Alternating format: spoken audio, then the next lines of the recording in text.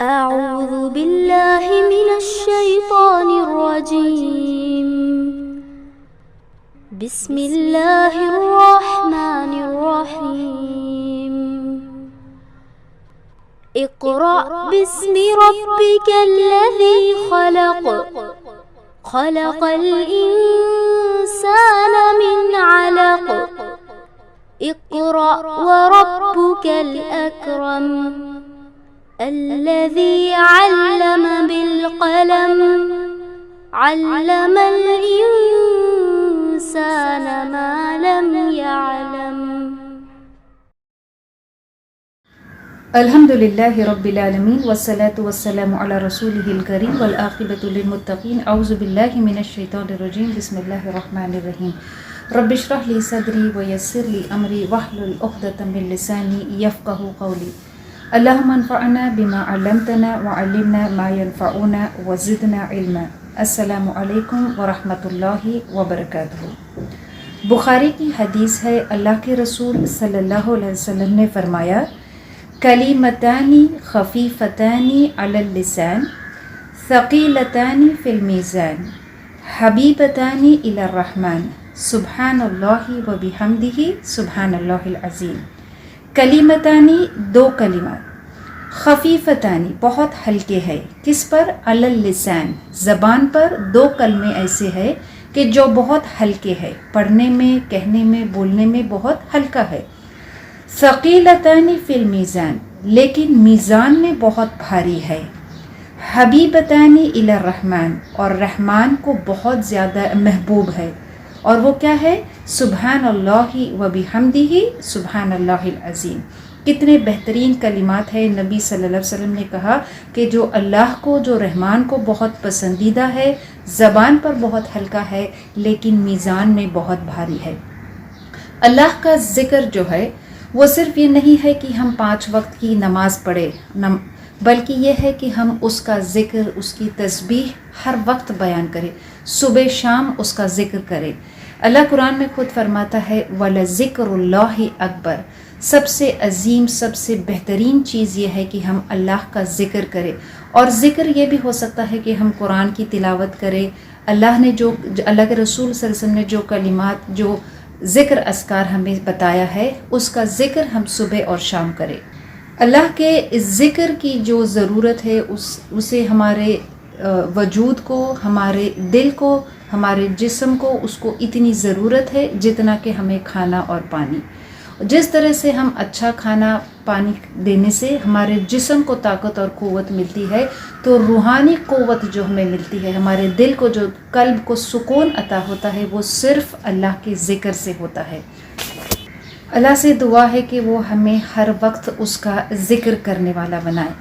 آج کا سبق ہم شروع کرتے ہیں آیت نمبر 185 سے. اعوذ باللہ من الشیطان الرجیم. بسم اللہ الرحمن الرحیم.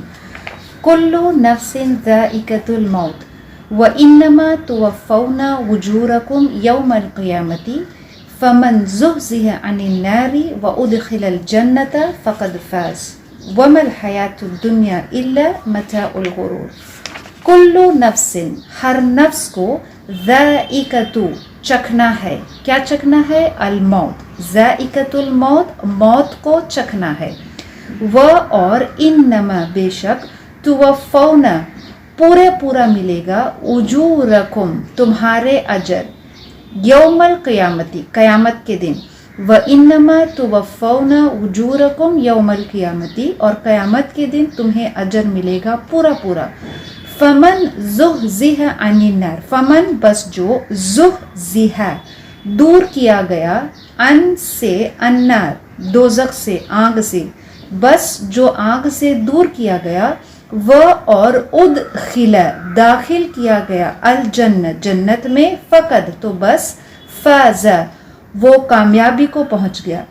وما، اور نہیں، الحیات الدنیا، دنیا کی زندگی، ومل حیات الدنیا، اور دنیا کی زندگی نہیں ہے، الا، مگر، اس کے سوا، متاع الغرور، ایک دھوکے کے سوا اور کچھ نہیں ہے. اللہ اس آیت میں فرماتا ہے کہ ہر نفس کو موت کا مزہ چکھنا ہے. جو لفظ، جو انداز اللہ نے بیان کیا ہے کہ نفس کو ذائقہ مطلب ہوتا ہے چکھنا، اور ہم کسی چیز کو ٹیسٹ کرتے، جب کسی چیز کو ذائقہ لیا جاتا ہے، اس کو ٹیسٹ کیا جاتا ہے، تو we consume it in very small quantity. ہم کسی چیز کو، جو کھانے کی چیز ہے، ہم اس کو تھوڑا سا زبان پر رکھتے ہیں اور اسے ہمیں اندازہ ہو جاتا ہے کہ جو کھانا ہم کھا رہے ہیں how does that food test. اور اللہ فرماتا ہے کہ اسی طرح ہر نفس کو کیا ہے، چکھنا ہے. کیا چکھنا ہے؟ موت کا مزہ چکھنا ہے. اور وَإِنَّمَا تُوَفَّوْنَ أُجُورَكُمْ، اور ہر شخص کو کیا ہے، اس کو پورا اجر دیا جائے گا قیامت کے دن. اور جو آگ سے بچ گیا اور جنت میں داخل ہوا فقد فاز، تو وہ کامیاب ہو گیا. اور دنیا کی زندگی نہیں ہے مگر ایک دھوکے کے سوا اور کچھ نہیں ہے. کلو نفس ذائقۃ الموت، ہر نفس کو موت کا مزہ چکھنا ہے. It's a drink to be tasted by all. اور وہ کون سا ہے؟ موت کا پیالہ. ہر شخص کو کیا ہے، وہ چکھنا ہے. اور یہ جو ہے، اب یہ خطاب جو ہے اہل کتاب سے یا مسلمانوں سے یا کفار سے نہیں ہے. This is a general statement for all, کیونکہ ہر نفس کو یہ چیز چکھنا ہے. ایوری سنگل انڈیویجول جو ہے وہ ہر دن ایک قسم کا موت کے مزے کو چکھتا ہے. He has a taste, a small taste of death every day. جب ہم ہر رات جب سونے جاتے ہیں تو every night when we go to sleep we have a small taste of death. اور جو روح ہوتی ہے ہماری، وہ روح کبھی نہیں مرتی ہے. لیکن جو موت آتی ہے، جو جسم کو جو موت آتی ہے، وہ موت اس روح کو اس موت کا جو ذائقہ ہے وہ دیتی ہے. تو جب یہ روح جو ہے وہ ہمارے بدن سے جب الگ ہو جاتی ہے تو پھر اس نفس کو، وہ نفس جانے گا، وہ نفس کو معلوم پڑے گا کہ یہ زندگی، دا لائف آف دس ورلڈ، یہ کیسی زندگی تھی. متاع الغرور، وچ مینس دھوکے کے سوا کچھ نہیں تھی. اور دھوکہ کس معنی میں دھوکہ؟ اس معنی میں دھوکہ یہ نہیں کہ وہ حقیقت نہیں ہے، بلکہ اس معنی میں دھوکہ ہے کہ this life is very short, this life is limited, this life is not permanent.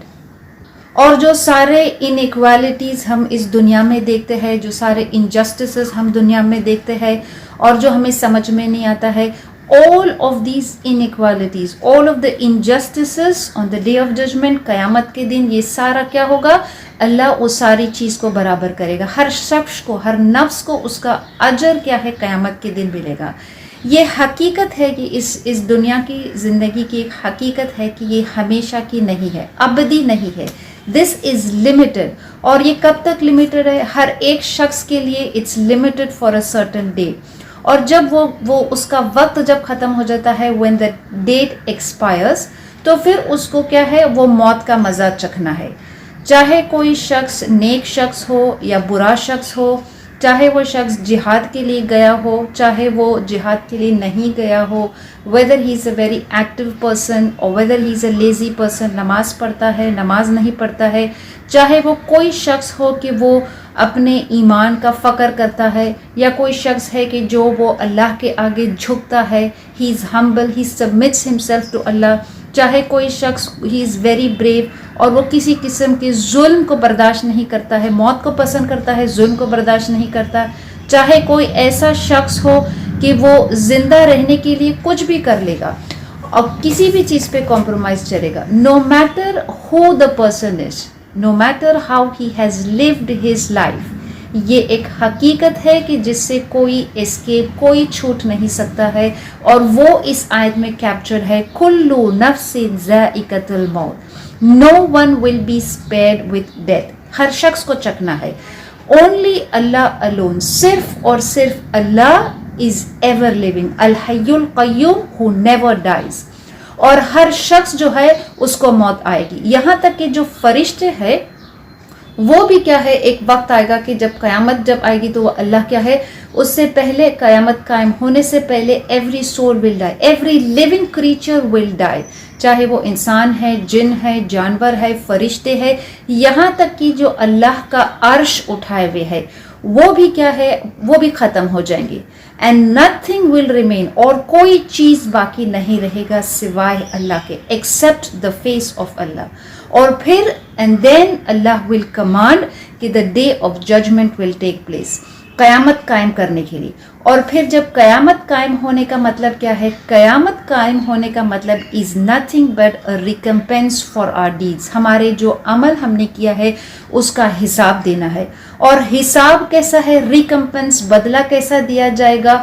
پورا کا پورا اس کو دیا جائے گا، چاہے وہ عمل جو اس نے کیا ہے وہ بہت تھوڑا ہے، فیو ہے، بہت زیادہ کیا ہے، اچھا عمل کیا ہے، برا عمل کیا ہے، major minor, whatever it is, ہر ایک ایکشن، ہر ایک ڈیڈ کا کیا ہے اللہ اس دن کیا ہے اجر دے گا. سو امپورٹنٹ تھنگ یہ ہے کہ ہر نفس کو موت تو ضرور آئے گی، that is general and common to all. لیکن کیا چیز ہے کہ موت کے بعد کیا چیز ہے کہ دیٹ ڈفرینشیٹس، جو فرق کرتی ہے، the distinction after death is that وہ ہر ایک کے لیے برابر نہیں ہوگا. موت کے بعد کیا ہے؟ The result that any civil, any نفس ول گیٹ، اس کو پورا پورا اس کا اجر دیا جائے گا. تو وہ اجر یا تو اس کو جنت میں لے جائے گا، یا پھر وہ جو جزا اس کو ملے گی، وہ سزا اس کو ملے گی، وہ اس کو دوزخ میں لے جائے گی. اور یہ کب ہوگا؟ یوم القیامت، قیامت کے دن ہوگا. So it's the destiny that will separate one group of souls from the other. اور تو پھر کامیاب شخص کون ہے؟ So what is the ultimate victory? اللہ اس آیت میں فرماتا ہے فمن زحزح عن النار، جس کو دوزخ سے، آگ سے دور کیا گیا ہے، اینڈ وہ ادخل الجنت، اور اس کو جنت میں داخل کیا گیا ہے، فقد فاز، تو وہ شخص کیا ہے؟ کامیاب ہے. اور یہ لفظ جو یہاں پہ اللہ نے بیان کیا ہے زحزح، یہ جو ہے یہ بہت ایک بہت ہی پاورفل ورڈ اللہ نے اس میں استعمال کیا ہے، which is more expressive in Arabic. اس کے ترجمے سے چاہے وہ کسی بھی زبان میں ہم کرے، وہ عربی کا جو لفظ ہے وہ اس کو معنی کو کیپچر نہیں کر سکتا. زحزح کا مطلب ہے، so which means this word، یہ لفظ جو ہے زحزح عن النار، it gives the listener، سننے والے کو it gives them the sense that یہ آگ جو ہے، جو قیامت کے دن جو آگ رہے گی، جو جس میں دوزخیوں کو ڈالا جائے گا، یہ it has a strong for like a gravitational force، ایک ایسی ایک طاقت ہے کہ جو اس کے دائرے کے اگر کوئی قریب آتا ہے تو پھر اس کو وہ اندر کھینچ لیتی ہے. just like how a strong gravitational pull ہوتا ہے اور وہ ہر چیز کو اپنی طرف کھینچتا ہے. تو دوزخ کی آگ جو ہے وہ دور دور تک پھیلی ہوتی، اس کی جو شدت ہے وہ بہت دور دور تک پھیلی ہے. اور اگر کوئی شخص اس کے آربٹ کے، اس کے دائرے کے قریب بھی جاتا ہے تو اس کو وہ بہت دور سے ہی اس کو کھینچ لیتی ہے. تو اگر کسی شخص کو اس آگ سے بچنا ہے، if he has to be saved، تو then he needs an external support، اس کو کوئی ایسی مضبوط سہارے کی ضرورت ہے کہ جو اس کو اس دائرے سے دور ڈھکیل دے. An overpowering force of gravity that will push him away from the fire. یہ معنی اس لفظ زحزح میں کیا ہے؟ کیپچر ہے. فمن زحزح عن النار، تو جو اس آگ سے دور ڈھکیلا گیا، دور کیا گیا ہے. اور پھر وَأُدْخِلَ الْجَنَّةَ، اور ایک تو ہے کہ اس کو دور ڈھکیلا گیا ہے، so that itself he is saved from the fire. But صرف اتنا کافی نہیں ہے. اللہ کیا کرتا ہے اس شخص کو ادخل، دخل کا مطلب ہے ہی انٹرڈ، وہ داخل ہوا. ادخل کا مطلب ہے کہ اس کو داخل کیا گیا. اور زحزح میں بھی وہ ہے کہ اس کو آگ سے بچایا گیا. he was saved، he was pushed away from the fire. وَأُدْخِلَ الْجَنَّةَ، اور اس کو جنت میں داخل کیا گیا. یہ فقد فاز، دس از کامیابی، یہ اصل کامیابی ہے. ایک کامیابی کا لفظ ہم نے البقرہ میں شروع میں پڑھا تھا کہ ان متقی کی صفت بتائی گئی تھی، اور پھر کہا گیا کہ یہ کیا ہے؟ اولئک هم المفلحون، جو فلاح والی جو کامیابی ہے وہ اس میں بتایا گیا. اور فلاح والی کامیابی کا مطلب کیا ہے؟ کہ جو اپنی محنت سے، جو محنت کرتا ہے، کوشش کرتا ہے، جہاد کرتا ہے، the one who struggles اور after a long period of struggle and then he achieved the success، پھر اس کو وہ کامیابی ملتی ہے. تو مفلحون سے we get the idea of اس قسم کا جو سکسیس ہے، اس قسم کی کامیابی. لیکن فوزہ بھی کامیابی ہے، لیکن اس میں وہ قسم کی کامیابی ہے کہ جیسے کوئی شخص ہے، اس نے بہت برائی کی ہے، he has done a lot of evil in his life, lot of failures in his life، لیکن اس کے باوجود he is saved، and not only کہ اس کو بچایا گیا ہے بلکہ lot of good things come his way۔ اور جہنم سے بڑھ کر اور بری کیا چیز ہو سکتی ہے، اور جنت سے بڑھ کر اور اچھی کیا چیز ہو سکتی ہے۔ So the one who is saved from the horrible failures، اور پھر اللہ اس کو کوئی اچھی چیز عطا کرتا ہے، پھر اللہ اس کو جنت دیتا ہے، اس کو فوز کہتے ہیں۔ یہ وہ قسم کی کامیابی ہے that something bad, something horrible you are going to face، لیکن اللہ نے اس کو ٹال دیا، اللہ نے اس کو اس چیز سے بچا دیا، and then he gave him something good، and what is the good that is mentioned؟ وہ اللہ اس کو جنت عطا کرتا ہے۔ اور یہ جو ہے دونوں چیز، آگ سے بچنا اور جنت میں داخل کیا جانا، is only by the fazl and the grace of اللہ۔ کتنا صاف اور کتنا ویوڈ امیج اللہ ہمیں دیتا ہے کہ یہ آگ جو ہے وہ اس کو جو جہنمی کو اپنی طرف کھینچتی ہے۔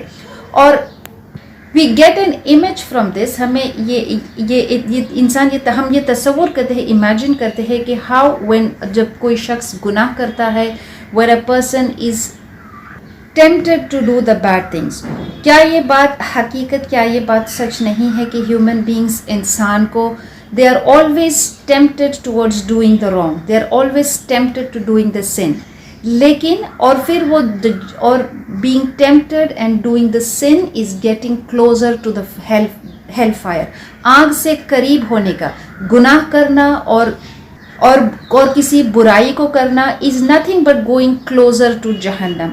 اور اگر اس سے دور رہنا ہے، so to keep away ourselves from the hellfire means to keep ourselves away from sin, from temptation۔ اور یہ اس وقت ہی ممکن ہے کہ جب اللہ کی رحمت، it's only by the grace of اللہ کہ ہم اپنے آپ کو اس آگ سے دور رکھ سکتے ہیں۔ It's only by the grace of اللہ کہ ہم گناہ سے اپنے آپ کو بچا سکتے ہیں۔ It's only by the grace of اللہ کہ ہم وہ ٹیمپٹیشن سے اپنے آپ کو بچا سکتے ہیں، which means ہم اپنے آپ کو اس آگ سے دور رکھ سکتے ہیں۔ No matter ہم کتنی محنت کریں، کتنی کوشش کریں، کتنی جہاد کریں، کتنا اسٹرگل کریں to do good، no matter how alert we are، ہم کہیں نہ کہیں we will be deficient in our acts، ہم سے غلطی ہوگی، گناہ ہوگی، کوتاہی ہوگی with regard to doing any good۔ It's only by the grace of اللہ کہ وہ ہمیں گناہوں سے دور رکھتا ہے۔ It's only by the grace of اللہ کہ وہ ہمیں اس عذاب سے دور رکھتا ہے، اور یہ اللہ کی رحمت ہے کہ وہ ہمیں نہ صرف اس آگ سے دور رکھتا ہے بلکہ جنت میں داخل کرتا ہے۔ ابن ابی حاتم اس بات کو جمع کیا ہے کہ حضرت ابو ہریرہ رضی اللہ عنہ نے کہا کہ نبی صلی اللہ علیہ وسلم نے فرمایا کہ جنت میں ایک چھوٹی سی جگہ، a small place in Jannah, in paradise، جس کو وہ جنت کی چھوٹی سی جگہ that is occupied by a whip، ایک کوڑا، is better، کس سے بہتر ہے؟ اس دنیا سے and whatever it contains۔ اور پھر یہ آیت کی تلاوت کی، فَمَنْ زُحْزِحَ عَنِ النَّارِ فَقَدْ فَازَ وَمَا الْحَيَاةُ الدُّنْيَا إِلَّا مَتَاعُ الْغُرُورِ، which means جنت وہ جگہ، وہ مقام ہے۔ اور پھر یہ کہا گیا کہ یہ دنیا کی زندگی، وَمَا الْحَيَاةُ الدُّنْيَا إِلَّا مَتَاعُ الْغُرُورِ، یہ دنیا کی زندگی نہیں ہے مگر صرف کیا ہے؟ ایک دھوکہ ہے۔ There is enjoyment in this life، لیکن جو enjoyment اس دنیا میں ہے is only limited and it is temporary۔ جو حقیقت، جو ریئل انجوائمنٹ وہ صرف آخرت میں ہے، جو ابدی کی زندگی ہے، دی انجوائمنٹ، دی ایور لاسٹنگ انجوائمنٹ۔ اور اللہ فرماتا ہے کہ یہ جو دنیا کی زندگی، جو لفظ اس کے لیے استعمال کیا گیا ہے وہ ہے الغرور۔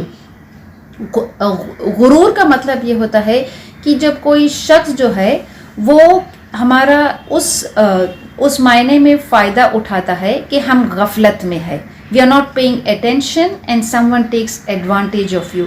جیسے مثال کے لیے کوئی سیکیورٹی گارڈ ہے اور وہ کسی گھر کی، کسی بلڈنگ کی کیا ہے، اس کی حفاظت کرتا ہے، he is guarding the building or the house، اور اس کو نیند آ جاتی ہے، اونگ لگ جاتی ہے اور وہ کچھ وقت کے لیے سو جاتا ہے۔ so now for that period of time he is not paying attention۔ اور پھر کوئی شخص اس کا فائدہ اٹھاتا ہے، اس میں گھستا ہے، اس گھر میں، اس بلڈنگ میں، اور پھر اس کا جو کام ہے چاہے وہ چوری ہو، ڈاکہ ہو، جو بھی کرتا ہے، وچ مینس کہ اس شخص نے اس سیکیورٹی گارڈ کا اس معنی میں فائدہ اٹھایا کہ when he was not paying attention.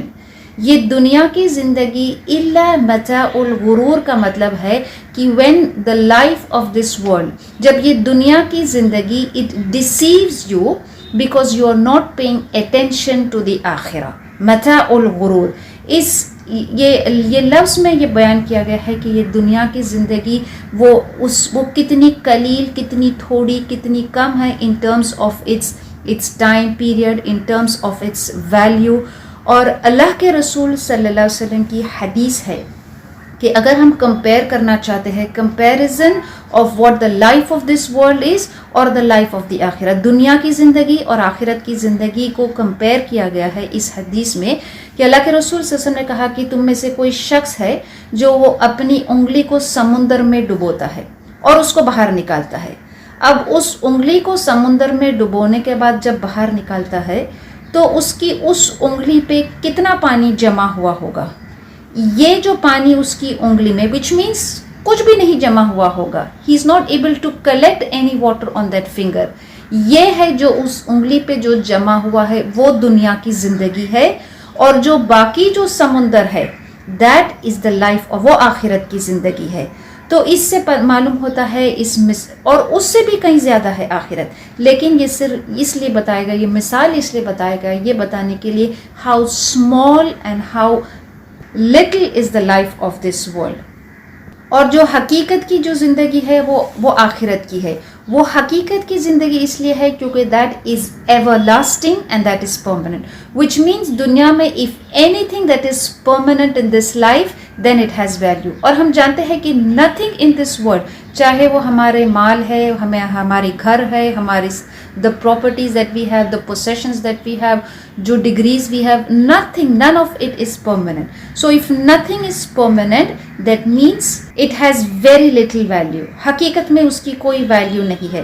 Anything that is permanent only will have value. اور جو چیز ہم آگے بھیجتے ہیں، جو نیک عمل ہم کرتے ہیں آگے بھیجتے ہیں، only that has value، کیونکہ وہ چیز ہمارے لیے محفوظ ہے اور اللہ ہمیں اس کا اجر یوم قیامت کے دن دے گا.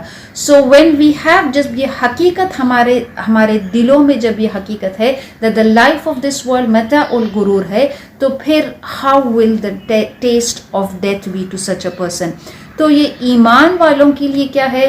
ایمان والوں کے لیے دس از اے کنسولیشن کہ وہ جہاد کرے، وہ اسٹرگل کرے، وہ صبر کرے، دے sacrifice in the way of Allah, اور پھر وہ امید کرے کس چیز کی؟ اجر کا. دے سیک دا ریوارڈ فرام اللہ. کیونکہ یہ جو اجر ہے یہ کب ملے گا؟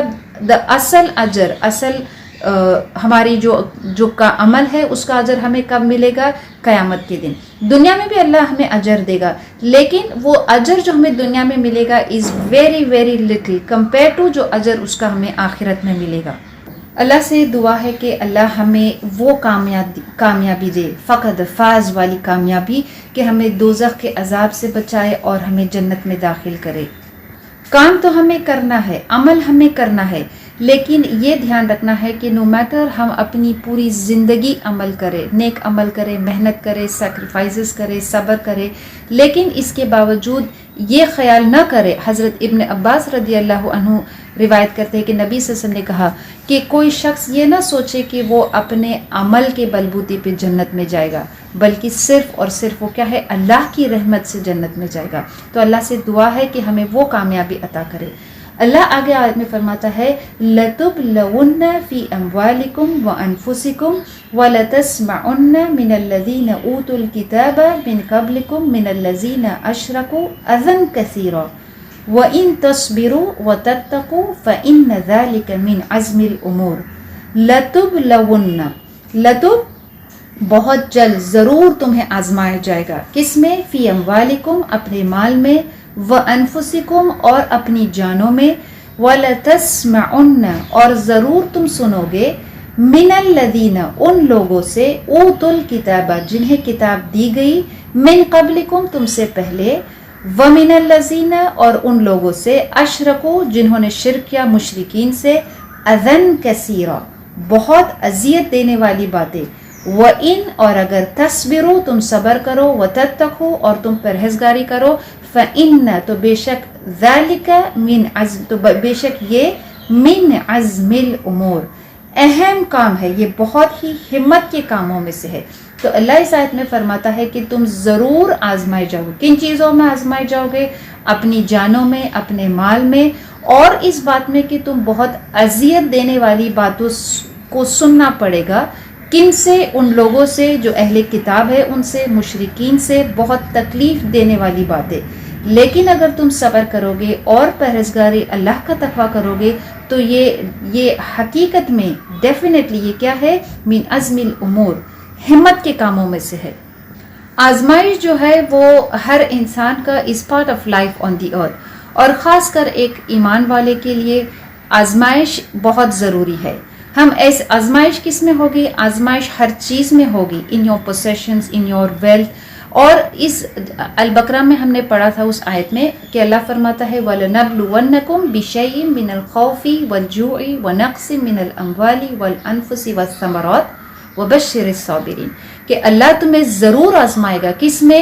پھلوں کے اور ہر چیز کے نقصان میں، اور پھر جان اور مال کے نقصان میں، اور پھر خوف سے اور بھوک سے۔ وَلَنَبْلُوَنَّكُمْ بِشَيْءٍ مِّنَ الْخَوْفِ وَالْجُوعِ وَنَقْصٍ مِّنَ الْأَمْوَالِ وَالْأَنفُسِ وَالثَّمَرَاتِ وَبَشِّرِ الصَّابِرِينَ لیکن خوشخبری ہے کس کے لیے؟ اللہ آزمائے گا ضرور، لیکن خوشخبری اگر تم اس آزمائش پہ صبر کرو گے تو پھر تمہیں اس کا اجر ملے گا۔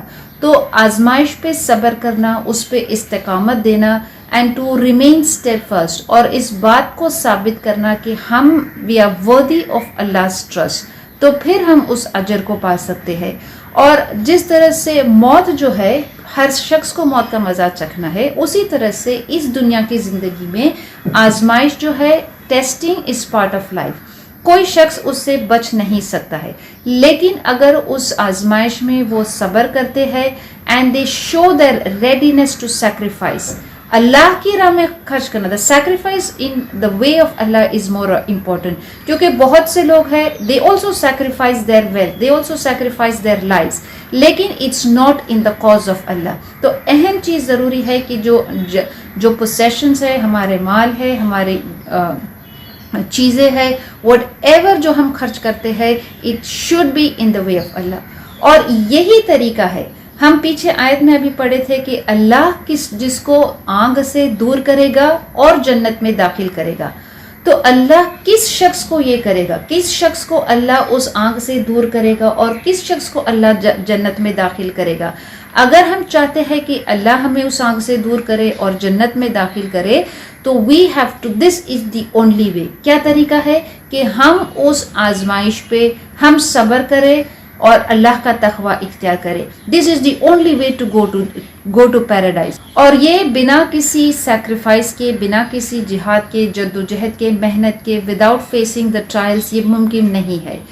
یہ جو مسلم معاشرہ جو تھا، جو ایمان والے تھے، جو مدینہ میں اللہ کے رسول صلی اللہ علیہ وسلم کی ہجرت کرنے کے بعد یہ جو مسلم معاشرہ جو اللہ کے رسول صلی اللہ علیہ وسلم نے قائم کیا تھا، یہ ان کی تربیت کے لیے، ان کی اصلاح کے لیے ضروری تھا کہ ان کو جو اہم رول، جو ذمہ داری ان کو دی گئی تھی، اس کو نبھانے کے لیے آزمائش بہت ضروری تھا۔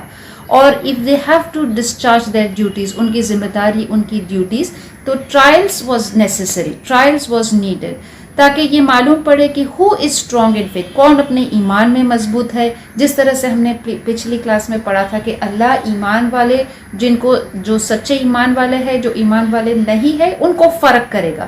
تو آزمائش کے ذریعے سے یہ معلوم پڑے گا کہ کون سچا ایمان والا ہے، اور who is firm in faith and who is not، who can endure the hardships and who cannot۔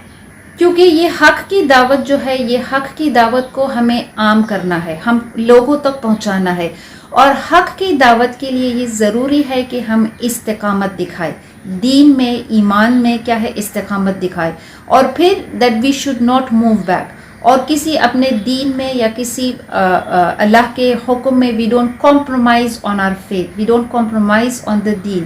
جو مشکلات آتی ہے اس کا سامنا کرے. It is only through trials, آزمائش کے ذریعے سے کہ کسی شخص کا جو we get to know the full potential of the person. آزمائش کے ذریعے سے ہی معلوم پڑتا ہے کہ آزمائش کے وقت ہی معلوم پڑتا ہے کہ وہ شخص کتنے ایمان میں ہے. کیونکہ جب آزمائش نہیں آتی ہے تو ایمان کو قائم کرنا اور اللہ کے احکام اور اس کی کمانڈمنٹس پر چلنا آسان ہوتا ہے. جب کوئی آزمائش آ جاتی ہے تو پھر وہ شخص کیا ہوتا ہے، وہ تھوڑا سا ڈگمگا جاتا ہے اور پھر وہ اپنے دین میں اس کمانڈمنٹس میں کیا ہے کمپرومائز کرنے لگتا ہے.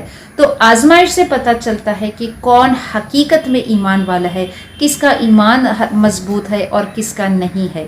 اور آزمائش کے ذریعے سے ہی جو اوپوننٹس ہے، جو دشمن ہے، جو حق کے دشمن ہے، جو مخالفت کرتے ہیں، ان کو یہ بات کا ریئلائزیشن، ان کو یہ بات معلوم پڑتا ہے کہ جس حق کی طرف یہ ہمیں بلا رہے ہیں ضرور یہ خیر ہے، ضرور اس میں بھلائی ہے، اس لیے اس حق پر چلنے والے ہیں اس کو مضبوطی سے پکڑ کر رکھے ہیں کہ in spite of all the hard ships, وہ ساری مشکلات کے باوجود کیا چیز ہے کہ وہ اس حق کو پکڑ کر رکھے ہے.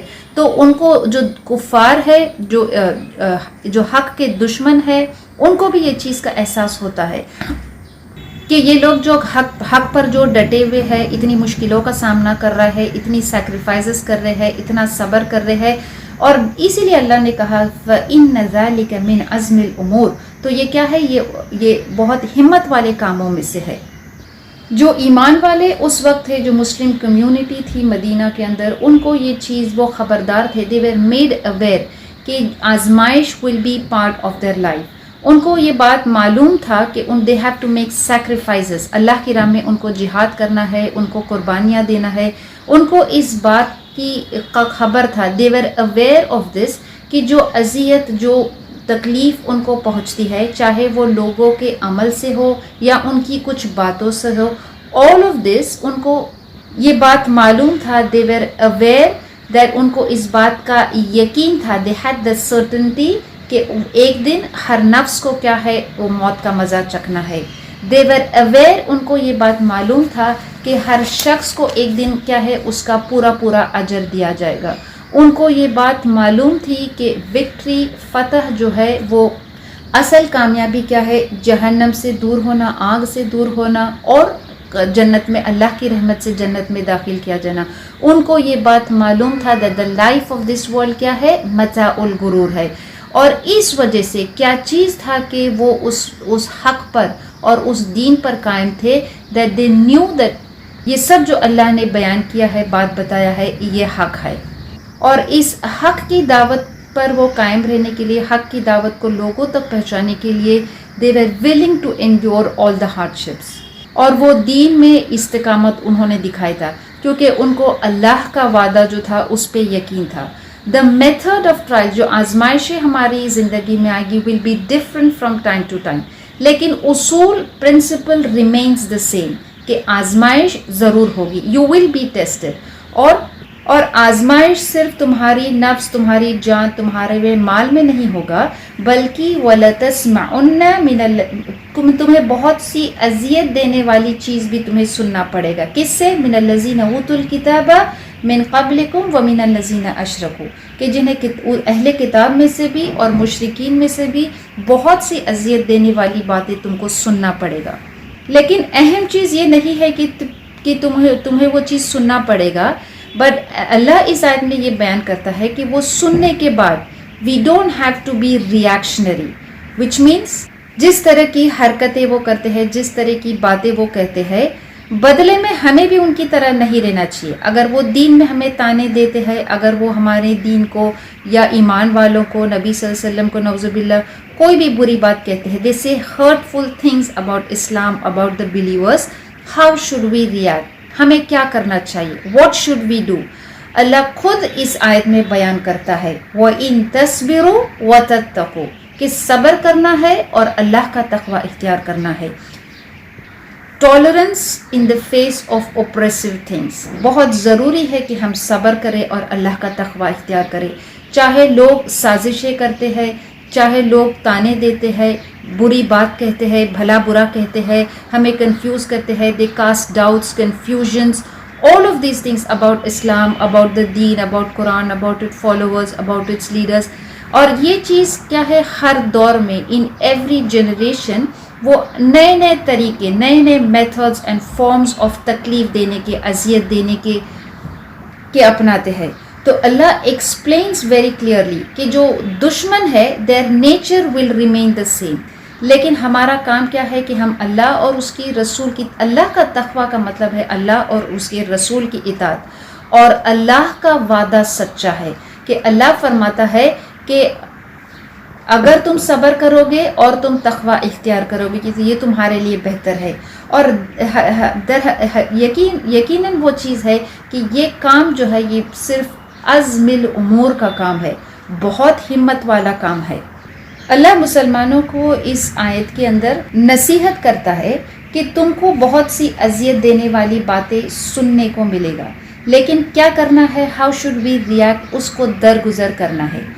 بخاری ہیز ریکارڈڈ کہ ایک دفعہ عثمان بن زید انہوں نے کہا کہ اللہ کے رسول صلی اللہ علیہ وسلم ایک سواری پر تھے اور ان کے ساتھ حضرت عثمان بن زید کیا ہے اس سواری کے ساتھ وہ پیچھے پیچھے چل کر جا رہے تھے. اللہ کے رسول صلی اللہ علیہ وسلم کو حضرت سعد بن عبادہ سے ملنا تھا. ہی وانٹڈ ٹو وزٹ ہم, اور ایسا ہوا, اور یہ جنگ بدر سے پہلے تھا.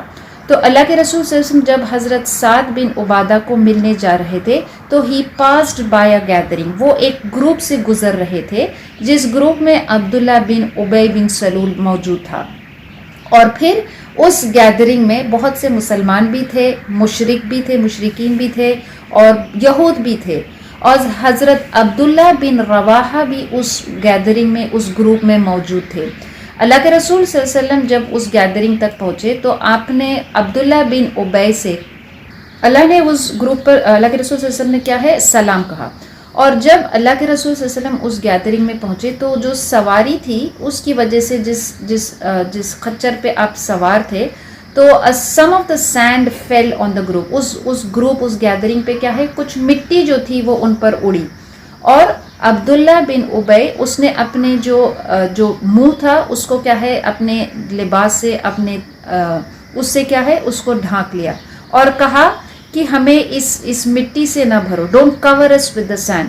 اللہ کے رسول صلی اللہ علیہ وسلم نے انہیں سلام کہا اور پھر قرآن کی کچھ آیتوں کی تلاوت کی. عبداللہ بن ابی نے کہا کہ اس سے بہتر there is no speech that is better than this.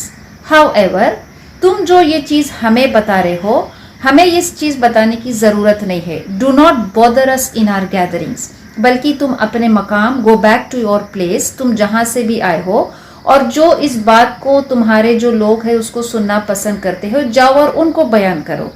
عبداللہ بن رواحہ جو اس گیدرنگ میں موجود تھے انہوں نے کہا اللہ کے رسول اللہ کے رسول صلی اللہ علیہ وسلم آپ ہماری گیدرنگز میں آئیے, کیونکہ ہم پسند کرتے ہیں کہ آپ ہمارے بیچ آئے اور ہم سے بات کرے, ہم سے یہ ساری چیز بیان کرے. اور جو مسلمان, جو مشرک اور جو یہود وہاں پر تھے وہ ایک دوسرے کے ساتھ کیا ہے ایک دوسرے کو بھلا برا کہنے لگے, and they almost fought with each other. اللہ کے رسول صلی اللہ علیہ وسلم کیا ہے ان کو چپ کرایا, ہی کام them down until they settle. اور پھر اللہ کے رسول صلی اللہ علیہ وسلم کیا ہے وہاں سے چلے گئے اور وہ سعد بن عبادہ کے ان سے کہنے لگے کہ یا سعد تم نے سنا کہ اب اس شخص نے عبداللہ بن ابی نے کیا کہا. تو سعد نے کہا کہ اس نے جو کہا ہے, عبداللہ بن ابی نے جو آپ سے کہا ہے, اے اللہ کے رسول صلی اللہ علیہ وسلم آپ اس کو درگزر کر دے, اس کو معاف کر دے. اور پھر یہ کہا کہ اللہ کی قسم اللہ نے تو آپ کو یہ بہترین کلام دیا ہے, He has given you the best of the book, اور اللہ نے حق دیا ہے ہمیں. اور آپ جس کتاب کو آپ جس کلام کو لے کر جب آئے ہیں تو مدینہ میں جب اللہ کے رسول صلی اللہ علیہ وسلم تشریف لے کر آئے تھے تو اس وقت عبداللہ بن ابی بن سلول جو منافق کا جو ہیڈ تھا وہ اس مدینہ کا کیا ہے اس کو لیڈر, اس کو بادشاہ بنائے جانے والا تھا. لیکن اس سے پہلے کہ اس کو وہ منصب عطا ہوتا, اس سے پہلے کہ اس کو مدینہ کا کیا ہے لیڈر بنایا جاتا, اللہ کے رسول صلی اللہ علیہ وسلم مدینہ تشریف لائے اور پھر he became the leader of Medina. تو اس بات کا اس کو بغض تھا, اس وجہ سے وہ اللہ کے رسول صلی اللہ علیہ وسلم کو پسند نہیں کرتا تھا، آپ پہ ایمان نہیں لایا تھا۔ تو اس ذریعے حضرت سعد نے کہا کہ اللہ کے رسول صلی اللہ علیہ وسلم آپ اس کو درگزر کر دیے۔ وہ شخص تو صرف اس لیے یہ ساری باتیں بیان کر رہا تھا کہ اس کو جو اس کے اندر بغض تھا، he had this arrogance in him۔ اللہ کے رسول صلی اللہ علیہ وسلم نے اس کو درگزر کر دیا، اور indeed اللہ کے رسول صلی اللہ علیہ وسلم اور جو صحابہ تھے وہ بہت کچھ اذیت دینے والی جو باتیں تھے، جو مشرکین سے، چاہے وہ اہل کتاب سے ہو، مشرکین سے ہو، جس طرح سے اللہ نے ان کو حکم کیا تھا کہ وہ ان کو اذیت دینے والی باتیں جب سنائیں گے تو how should they react؟ they should tolerate and they should forgive، they should not cause them more harm۔ اللہ کے رسول صلی اللہ علیہ وسلم کو کیوں یہ بات کو اللہ نے بتایا کہ ان کو درگزر کر دے؟ کیونکہ ہم جانتے ہیں کہ کچھ وقت بعد جب مکہ فتح ہوا تھا تو اسی گیدرنگ میں جو بہت سے جو مسلمان تھے، کچھ مشرکین بھی تھے اور کچھ اہل کتاب والے بھی تھے، مکہ فتح ہونے کے بعد بہت سے ایسے لوگ تھے کہ جو ایمان لائے تھے۔ تو اللہ کیا ہے، یہ ہمیں سکھاتا ہے کہ لوگوں کی اذیت دینے والی بات پہ کیا ہے، we don't become reactionist but we forgive them and we overlook their faults۔ اور اللہ کے حکم کے مطابق اللہ کے رسول صلی اللہ علیہ وسلم اور صحابہ جو ہے وہ ان کی اس باتوں کو کیا ہے وہ درگزر کرتے تھے۔ ہر شخص جو حق کی دعوت کو لاتا ہے، ہر شخص جو حق کی دعوت کو پیش کرتا ہے، جو لوگوں کو برائی سے روکتا ہے، جو نیکی کی دعوت دیتا ہے، he has to encounter these kind of problems۔ ایسی اذیت دینے والی باتیں ان کو کیا ہے سننا پڑتا ہے۔ but there is no better cure، اس سے بہتر the only solution اس کا یہ ہے کہ اللہ خود اس آیت میں فرماتا ہے وَإِن تَصْبِرُوا وَتَتَّقُوا، صبر کرنا ہے اور تقویٰ کرنا ہے، اور indeed یہ بہت اہم کاموں میں سے ہے۔ اللہ سے دعا ہے کہ وہ ہمیں وہ صبر اور وہ تقویٰ عطا کرے اور ہمیں عزم الامور میں شامل کرے۔ آگے آیت میں اللہ فرماتا ہے وَإِذْ أَخَذَ اللَّهُ مِيثَاقَ الَّذِينَ أُوتُوا الْكِتَابَ لَتُبَيِّنُنَّهُ لِلنَّاسِ وَلَا تَكْتُمُونَهُ فَنَبَذُوهُ وَرَاءَ ظُهُورِهِمْ وَاشْتَرَوْا بِهِ ثَمَنًا قَلِيلًا فَبِئْسَ مَا يَشْتَرُونَ۔ وَإِذْ، اور جب، أَخَذَ اللَّهُ، اللہ نے لیا، میثاق، عہد، الذین، ان لوگوں سے، اوتوا الکتاب، جنہیں کتاب دی گئی، لَتُبَيِّنُنَّ، تو ضرور بیان کر دینا، کہ تم ضرور اس کو بیان کرنا، للناسی، لوگوں کے لیے، ولا، اور نہیں، تکتمونہ، اور نہیں تم اس کو چھپانا، فنبذہ، تو انہوں نے اسے پھینک دیا، وراء ظہورہم، اپنے پیٹھوں کے پیچھے، واشتروا، اور اس سے اشترا، اس سے حاصل کیا، کیا چیز حاصل کیا، ثمنا قلیلا، تھوڑی قیمت، فبئس، کیا ہی برا، ما یشترون، ہے جو وہ خریدتے ہیں۔ اور یاد کرو جب اللہ نے اہل کتاب سے عہد لیا تھا کہ تم اس کتاب کو لوگوں کے لیے ضرور بیان کرنا اور اسے نہ چھپانا، انہوں نے اسے اپنی پیٹھ کے پیچھے پھینک دیا اور اس کے بدلے تھوڑی قیمت حاصل کی ہے، تو کیا ہی برا ہے جو وہ خریدتے ہیں اس سے۔ اس آیت میں اللہ فرماتا ہے کہ جب اللہ نے عہد لیا تھا، کس سے عہد لیا تھا؟ اہل کتاب سے، کہ جو کتاب ان کو دی جا رہی ہے اس کتاب کو دینے کا مطلب کیا تھا۔ اللہ جب کسی شخص کو حق دیتا ہے، اور اس کو چاہے وہ نبی ہو یا جو شخص کو حق ملتی ہے، حق کی دعوت ملتی ہے، تو اس کی یہ ڈیوٹی ہوتی ہے کہ وہ اس حق کو کیا کرنا ہے، چھپانا نہیں ہے، اس حق کو لوگوں تک پہنچانا ہے۔ یہ عہد اللہ نے بنی اسرائیل سے لیا تھا، میثاق لیا تھا ان سے، اہل کتاب سے، لَتُبَيِّنُنَّ لِلنَّاسِ، کہ وہ لوگوں کو بیان کرے، اور آنے کا مطلب ہے کہ ضرور بیان کرے، لوگوں کو یہ کتاب ضرور بیان کرے، لیکن انہوں نے، اور اس کو نہ چھپائے، لیکن انہوں نے کیا کیا، اس کو بیان نہیں کیا، اس کو چھپایا، بلکہ اس کو اپنی پیٹھوں کے پیچھے پھینک دیا۔ جو اہل کتاب کو جو اللہ نے کتاب دیا تھا، ان کے علماء، ان کے لیڈرز، انہوں نے کیا کیا تھا، انہوں نے اس کتاب کو کیا ہے اپنے تک ہی رکھا، وہ کتاب کو لوگوں میں عام نہیں کیا، لوگوں تک اس کو پہنچنے نہیں دیا، اور اگر لوگوں تک اس کو پہنچنے دیا بھی تو پھر انہوں نے کیا کیا اس کتاب کے ساتھ؟ اس کتاب میں انہوں نے گڑبڑ کی، اس میں رد و بدل کیا، اس کے اندر تحریف کی، اس کو بدل دیا، اور پھر جو عہد اللہ نے ان سے لیا تھا اس عہد کو توڑ دیا۔ تو اس آیت میں ان کی تنبیہ کی جا رہی ہے اہل کتاب کی، جن سے اللہ نے کیا ہے عہد لیا تھا، اور یہ عہد جو اللہ نے لیا تھا یہ نبیوں کے ذریعے سے لیا تھا، اور وہ عہد یہ تھا کہ وہ اللہ کے رسول صلی اللہ علیہ وسلم جو آخری نبی آنے والا ہے اس نبی کو کیا ہے اس کو مانے، اس کو فالو کرے، اس کی اطاعت کرے، اور اس نبی کا جو ڈسکرپشن ہے، اس آخری نبی کی جو کیریکٹرسٹکس ہے ان کی کتاب میں موجود تھا، اور ان کے علماء ان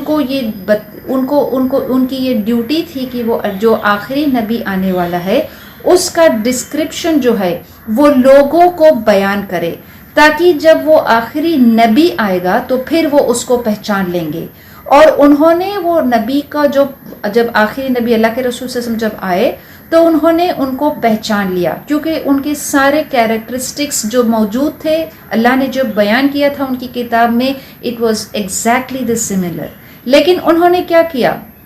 انہوں نے ایک تو اس حق کو دے ہڈ دا ٹروتھ، اس حق کو چھپایا، اس حق کو انہوں نے کیا ہے یہ کچھ حق اس کو بیان کیا اور کچھ اس کو چھپایا۔ جو چیز انہوں نے بیان کیا وہ کیا ہے؟ وہ یہ تھا کہ ہاں یہ وہی نبی ہے، this was the truth that they said. لیکن کیا چیز کو اس کو انہوں نے کنفیوز کر دیا وتھ فالسہڈ کہ ہاں یہ آخری نبی تو ہے لیکن یہ صرف عربوں کے لیے ہے، یہ ہمارے لیے نہیں ہے، کیونکہ یہ ہماری نسب سے نہیں آئے ہیں، بنی اسحاق سے نہیں آئے ہیں، تو دراصل یہ ہمارے لیے نبی نہیں ہے، یہ صرف عربوں کے لیے ہے۔ This was the falsehood that they mixed with the truth, اور یہ جو these were the doubts they created, یہ اسلام کے میسج کو، اس کے پیغام کو لوگوں تک پہنچانے کے لیے یہ ان کی سازش تھی۔ This was how they had mixed truth with falsehood, اور یہ انہوں نے کس لیے کیا ہے؟ تاکہ وہ اس سے وَاشْتَرَوْا بِهِ ثَمَنًا قَلِيلًا، تھوڑی سی قیمت حاصل کرنے کے لیے انہوں نے ایسا عمل کیا۔ So instead of the rewards, جو اجر ان کو اس دنیا اور آخرت میں ملتا تھا اگر وہ نبی صلی اللہ علیہ وسلم کو اور ان کی کتاب میں جو لکھا گیا تھا اس پہ عمل کرتے، اس کتاب کی تعلیمات کو، صحیح تعلیمات کو لوگوں تک پہنچاتے، تو اس کا اجر ان کو دنیا اور آخرت میں ملتا۔ لیکن اس دنیا کے تھوڑے سے اجر کے لیے انہوں نے اس چیز کو لوگوں تک ویسا بیان نہیں کیا جیسا بیان کرنا تھا، انہوں نے حق کو باطل سے اس کو کیا ہے ملا دیا۔ اس میں ہمارے لیے بھی کیا ہے ایک لیسن ہے کہ جب ہم حق کی دعوت جب لوگوں کو بتاتے ہیں، when we warn people of the truth، تو ہم ان کے رویوں کو we don't imitate their behavior۔ لوگوں کو حق کی دعوت بتانا ہے، حق کی دعوت پیش کرنا ہے، ان کو حق کی طرف بلانا ہے، اور اس کو کیا ہے، اس حق کی دعوت کو پیش کرنے میں کسی چیز کو نہ ہم کم کر سکتے ہیں، نہ اس کو جھوٹ بیان کر سکتے ہیں، نہ اس میں کسی چیز کا اضافہ کر سکتے ہیں۔ So we don't give the message of truth to suit the ideas, to suit the minds of people، کہ اگر ہم اس چیز میں سے تھوڑا سا، اس احکام میں سے کچھ تھوڑی چیز کو کم کر دیں گے یا کچھ اپنی طرف سے کچھ ایڈیشنز کر دیں گے تو ہو سکتا ہے وہ ہماری بات کو ایکسیپٹ کرے۔ یہ کس کا عمل تھا؟ یہ تو بنی اسرائیل کا عمل تھا۔ ہمارا ڈیوٹی ہے، it's our responsibility and duty کہ ہم اس وحی کو ایز اٹ از، جیسے اللہ نے نازل کیا ہے، چاہے وہ احکام ہو چاہے وہ واقعات ہو، اس کو ویسے ہی بیان کرنا ہے، پورا کا پورا جیسے اللہ نے بیان کیا ہے۔ حق کو کیا ہے، نہ اس میں گڑبڑ کرنا ہے، نہ اس کو مکس کرنا ہے، نہ حق کو چھپانا ہے۔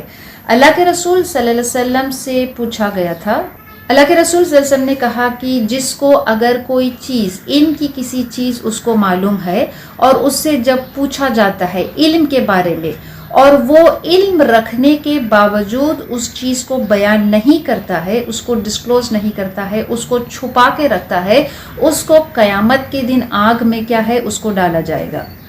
اللہ نے ان سے عہد لیا تھا کہ وہ لوگوں کو کیا ہے بیان کرے، لیکن انہوں نے کیا کیا تھا؟ what did they do؟ فَنَبَذُهُ وَرَاءَ ظُهُورِهِمْ۔ اور البقرہ میں بھی ہم نے ان کی اس کیریکٹرسٹک کو پڑھا کہ جب ان کو کتاب دی گئی تھی تو انہوں نے اس کتاب کے ساتھ کیا کیا تھا؟ وَرَاءَ ظُهُورِهِمْ، کأنہم لا یعلمون، اس کتاب کو، اس کی تعلیمات کو انہوں نے اس طرح سے، جو ایکسپریشن یہاں پہ بیان کیا گیا ہے وراء ظہورہم، اس کو پیٹ کے پیچھے پھینک دینا، وچ مینس کو اس کی تعلیمات کو، اس کتاب کو اس طرح سے اس کو نگلیکٹ کرنا as if we don't care. ایک ہوتا ہے کتاب کو اگنور کرنا، ٹو اگنور دا بک، اور ایک ہوتا ہے کتاب کے بیان کو اگنور کرنا، لَتُبَيِّنُنَّ لِلنَّاسِ، اس کتاب کو to clarify the book. So one thing is to ignore the book and the other is to ignore the responsibility of clarifying the book.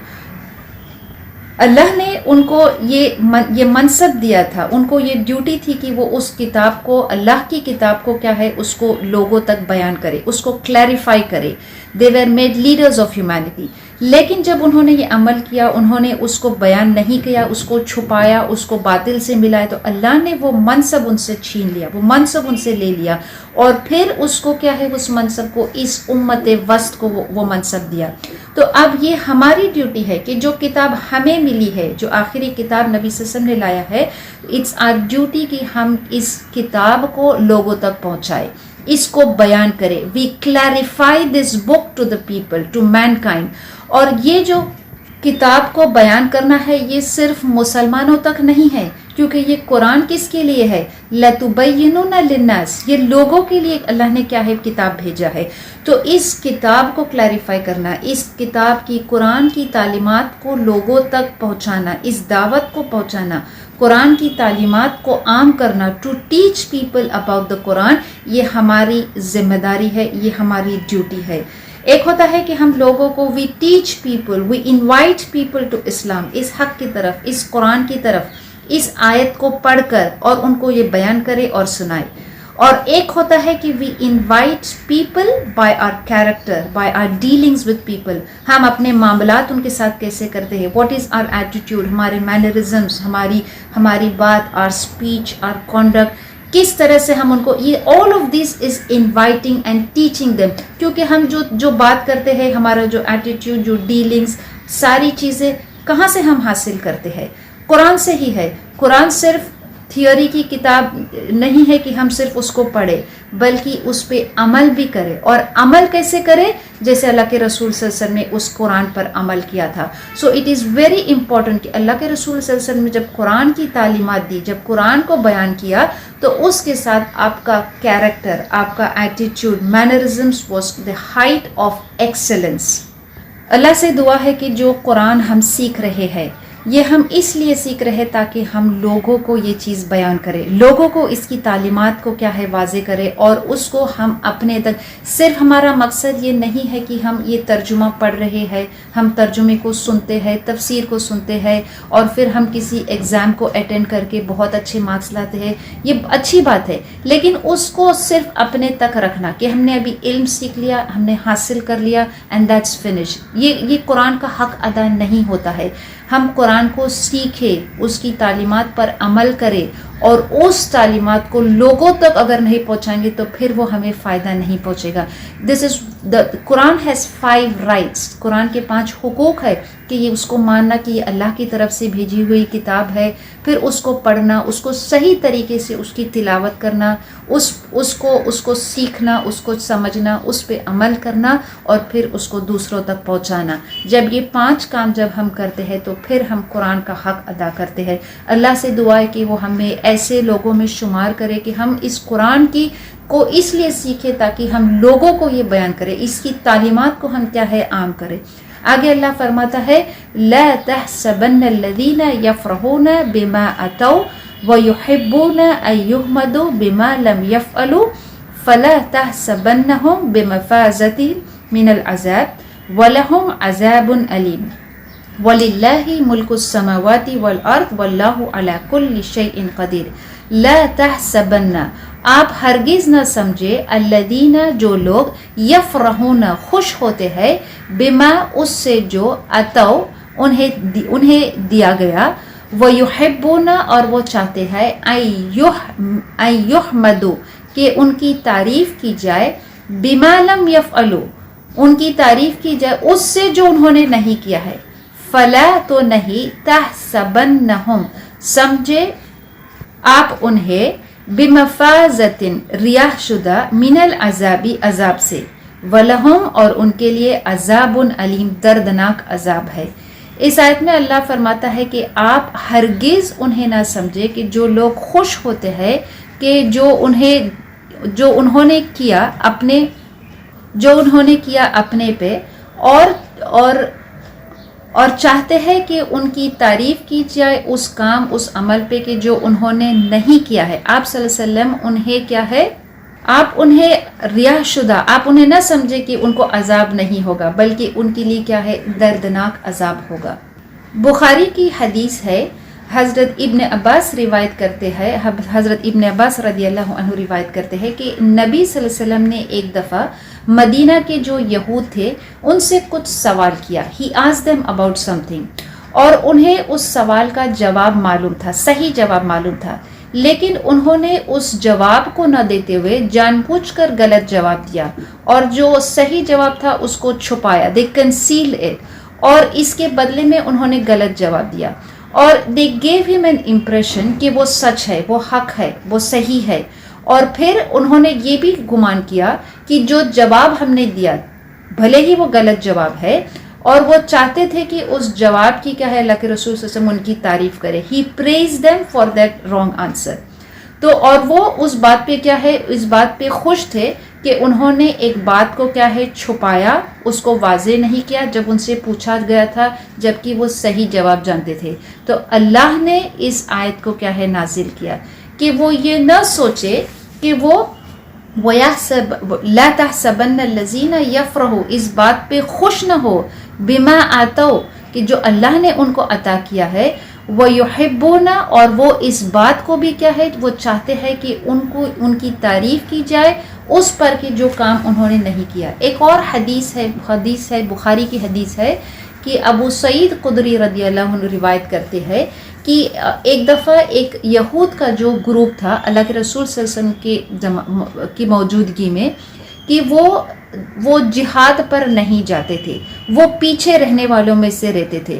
اللہ کے رسول صلی اللہ علیہ وسلم جب جہاد پر جاتے تھے تو یہ گروپ تھا، کچھ لوگ تھے جو منافق تھے، وہ جہاد پر نہیں جاتے تھے، اور اللہ کے رسول صلی اللہ علیہ وسلم جب جہاد سے لوٹتے تھے، جب جنگ سے لوٹتے تھے، تو وہ طرح طرح کے بہانے دیتے تھے، ایکسکیوزز دیتے تھے جنگ میں نہ شامل ہونے کے لیے، اور اس ایکسکیوزز، اس بہانے کو وہ کیا ہے قسم کھا کر کہتے تھے کہ وہ جو کہہ رہے ہیں وہ سچ ہے، اور وہ چاہتے تھے کہ ان کی کیا ہے بہت زیادہ تعریف کی جائے اس کے لیے، اس بات کے لیے کہ جو انہوں نے، اس کام کے لیے کہ جو انہوں نے کیا ہی نہیں ہے۔ تو اللہ اس آیت میں فرماتا ہے کہ وہ یہ نہ سوچے، اس بات سے خوش نہ ہو کہ وہ ان جو کام انہوں نے نہیں کیا ہے اس کی تعریف کی جائے، اور اللہ کے رسول صلی اللہ علیہ وسلم کو بھی اس میں بتایا گیا کہ آپ اس بات سے کیا ہے، آپ یہ نہ سمجھے کہ وہ ایسا حرکت کرنے سے، ایسا کام کرنے سے وہ عذاب سے بچے ہوئے ہے، بمفازتہم من العذاب، نہیں، ولہم عذاب علیم، ان کے لیے تو کیا ہے دردناک عذاب ہے۔ تو اس آیت میں اس بات کو بتایا گیا، اس بات کی تنبیہ کی جا رہی ہے کہ کوئی شخص کیا ہے اس بات کو پسند نہ کرے کہ اس کی تعریف کی جائے اس کام کے لیے کہ جو اس نے نہیں کیا ہے۔ اللہ کے رسول صلی اللہ علیہ وسلم نے کہا کہ جو کوئی شخص یہ جھوٹا وعدہ کرتا ہے، فالس کلیم، کسی فائدے کو حاصل کرنے کے لیے، تو اللہ اس کو کیا کرے گا، اس چیز میں اس کو کیا ہے، he will not give him increase but Allah will give him decrease in that عمل۔ اور پھر یہ بھی کہا کہ جو شخص یہ دعویٰ کرتا ہے کہ اس نے وہ کام کیا ہے جو اس نے نہیں کیا ہے، اور پھر وہ چاہتا ہے کہ اس کے لیے اس کی تعریف کی جائے، اس کی بڑائی کی جائے، تو وہ اس شخص کے جیسا ہے کہ جس نے جھوٹ کے 2 لباس پہن رکھے ہیں۔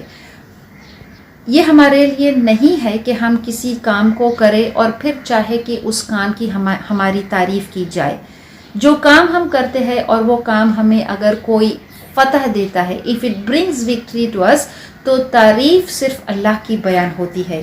we do not take credit for any act that we do۔ ہم یہ نہیں کہہ سکتے کہ یہ ہماری ایفرٹس، ہماری محنت، ہماری کوشش کی وجہ سے ہوا ہے، بلکہ صرف اللہ کی مدد سے ہوا ہے۔ اور پھر کوئی کام نہیں کرنا اور پھر اس کام کا کریڈٹ لینا اپنے سر پہ کہ یہ کام ہم نے کیا ہے، یہ تو منافق کا کیریکٹرسٹکس تھا کہ اس چیز کا کریڈٹ لینا جو انہوں نے نہیں کیا ہے۔ تو جب مسلمان کو کوئی فائدہ پہنچتا تھا اور وہ اس جنگ میں شامل نہیں ہوتے تھے تو وہ کہتے تھے الم نکم معکم، کیا ہم تمہارے ساتھ نہیں ہیں؟ They also want to be included in that share.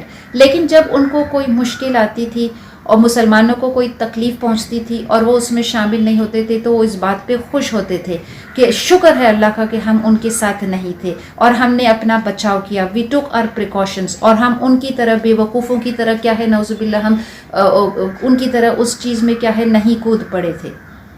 جب مسلمانوں کو فتح ملتی تو وہ کہتے کہ یہ ہماری وجہ سے ہوا ہے، تمہیں فتح اس لیے ملی ہے کیونکہ ہم تمہارے ساتھ تھے، اور پھر یہ وجہ بتاتے کہ اللہ کے رسول صلی اللہ علیہ وسلم کو مدینہ میں آنے کے بعد جو پاپولیرٹی ملی وہ اس لیے ملی ہے بیکاز ہم نے ان کو سپورٹ کیا ہے، بیکاز آف آر سپورٹ۔ مطلب ایسی باتیں کہنا، یہ ظاہر کرنا، یہ بتانا کہ اسلام تو is surviving only because of our help and support، اور اس لیے ہماری کیا ہے بہت زیادہ تعریف کی جائے، we have to be praised for this۔ تو اللہ اس آیت میں فرماتا ہے فَلَا تَحْسَبَنَّهُمْ بِمَفَازَتِهِمْ مِنَ الْعَذَابِ وَلَهُمْ عَذَابٌ أَلِيمٌ، کہ اس بات کو ڈونٹ assume کہ تم اس بات کو گمان نہ کرو، تم یہ نہ سمجھو کہ تم عذاب سے ایسا عمل کرنے کے بعد، ایسی باتیں کرنے کے بعد تم عذاب سے بچو گے۔ تمہارے لیے تو کیا ہے، اللہ فرماتا ہے کہ ان کے لیے دردناک عذاب ہے، اور یہ دردناک عذاب ان کو کون دے گا؟ وَلِلَّهِ مُلْكُ السَّمَاوَاتِ وَالْأَرْضِ، وہ ان کو دردناک عذاب دے گا کہ جو ساری چیز کا، جو زمین اور آسمان کا مالک ہے وہ عذاب ان کو دے گا۔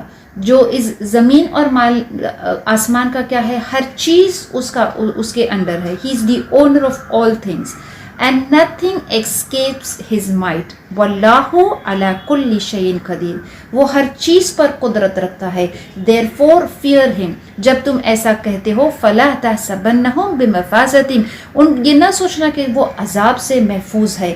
کتنا اس میں کتنی زیادہ ان کے لیے ایک وارننگ ہے کہ کوئی وہ یہ نہ سوچے کہ عذاب سے محفوظ ہے، بلکہ ان کے لیے تو دردناک عذاب ہے۔ سو therefore fear Allah and beware of his anger۔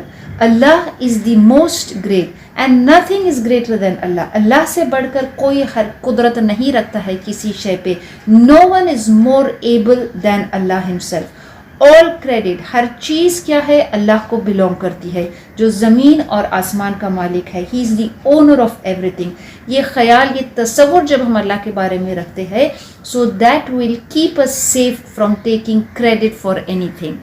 اللہ سے دعا ہے کہ وہ جو ہر چیز پر قدرت رکھتا ہے، جو علی کل شیء قدیر ہے، وہ ہمیں صبر عطا کرے، وہ ہمیں تقوی دے، اور وہ ہمیں اس دوزخ سے، اس آگ سے کیا ہے دور رکھے اور جنت میں داخل کرے اس کے فضل سے۔ ربنا تقبل منا انک انت السمیع العلیم وتب علینا انک انت التواب الرحیم۔ سبحانک اللہم وبحمدک نشہد ان لا الہ الا انت نستغفرک ونتوب الیک۔ السلام علیکم ورحمۃ اللہ وبرکاتہ۔